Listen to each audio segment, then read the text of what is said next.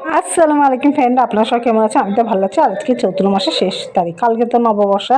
তাই চৈত্র মাসের শেষের দিনে এত গরম পড়ে গেছে কি বলবো।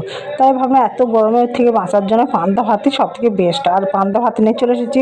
পান্তা ভাতে একদম লেবুটা একটু নিচড়ে দিলাম। আর পান্তা ভাত খেতে তো অবশ্যই সবাই ভালোবাসে।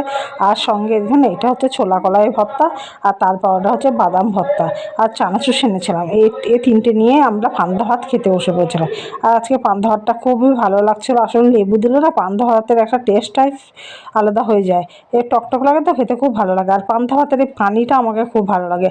আমরা এখানে খেয়ে নিচ্ছি, সবাই মিলে খাচ্ছে। আর এই কলাই দিয়ে আবার বাদাম ভর্তা দিয়ে পান্তা ভাত খুবই ভালো লাগছে। আর আমার মেয়ে ঠান্ডা লেগেছে, কিন্তু পান্তা ভাত খুব ভালোবাসে, তো তার জন্য আবার একটু দিলাম। আর এখানে আমার মেয়েও খাচ্ছে, আর মেয়ে পান্তা ভাতটা খুবই পছন্দ করে, তার জন্য আবার একটু দিতে হলো। আর এখানে আমরা সবাই মিলে খাচ্ছি। আর আজকে পান্তা ভাতটা খেতে খুবই ভালো লাগছিলো।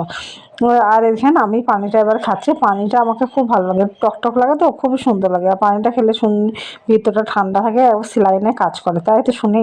তা খুব সুন্দর লাগছিলো পান্তা ভাতটা খেতে। তা আমরা এইভাবে পান্তা ভাতটা খেয়ে নিলাম। আর গরমের দিনে দেখবে পান্তা ভাত খুবই টেস্টফুল হয়। অনেকজন অনেক রকমভাবে খায়, কিন্তু আমাদেরকে এই সানাশুনি দিয়ে পান্তা ভাত বেশি ভালো লাগে। তো এখানে আমরা সবাই মিলে খাচ্ছি পান্তা ভাতটা। আর এই চৈত্র মাসের শেষে এত গরম পড়ে গেছে কি বলবো। কালকে নববর্ষ হবে, কালকে সবারই বাড়িতেই একটু ভালো মন্দ হবে। আর এখানে দেখেন, আমি তো চেটে চুটে সব খেয়ে নিলাম। আর আমার মেয়ে এদিকে সব চানাচুর টানাচুর সব মাখিয়েছে পান্তা ভাতে।